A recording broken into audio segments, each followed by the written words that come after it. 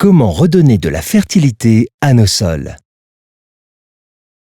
Aujourd'hui, à l'échelle de la planète, pratiquement tous les sols cultivés ont perdu de leur fertilité, entraînant érosion, tassement et asphyxie.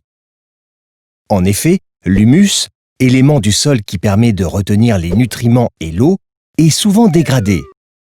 On doit alors rajouter davantage d'eau et d'éléments nutritifs pour permettre la croissance des plantes, ce qui occasionne des coûts importants et produit des effets néfastes sur l'environnement, notamment sur l'air et l'eau.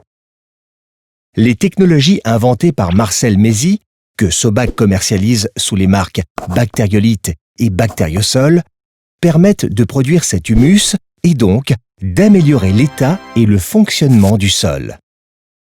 Ces technologies sont constituées d'une sélection de végétaux compostés sur lesquels se développe un complexe de micro-organismes agissant à plusieurs niveaux. Les micro-organismes autotrophes fixent les éléments atmosphériques, principalement le carbone et l'azote, sous forme de matière organique qui servira d'élément nutritif pour la plante.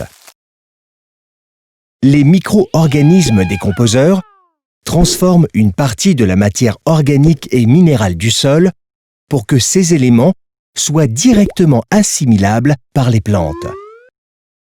Les micro-organismes humificateurs transforment la part non utilisée de matière organique en humus. Celui-ci joue un triple rôle.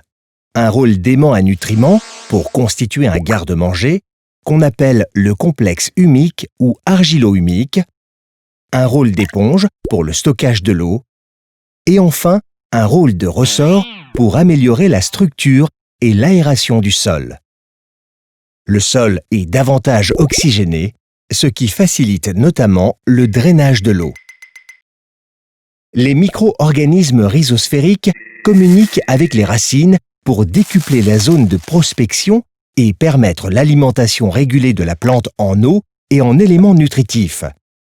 Ils permettent de rendre assimilables les éléments minéraux, notamment le phosphore, la potasse et les oligoéléments.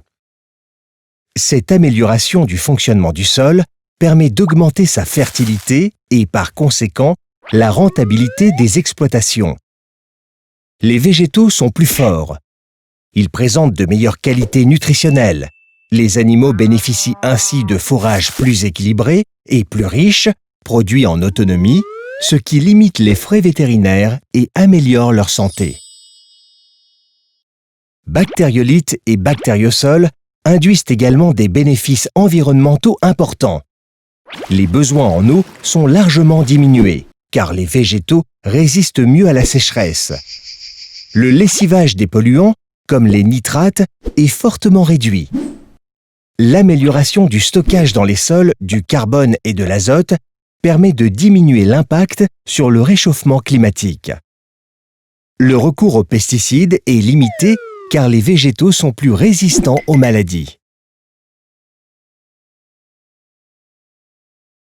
Ces solutions allient fertilité, performance, rentabilité, environnement, qualité et santé, constituant ainsi un cercle vertueux.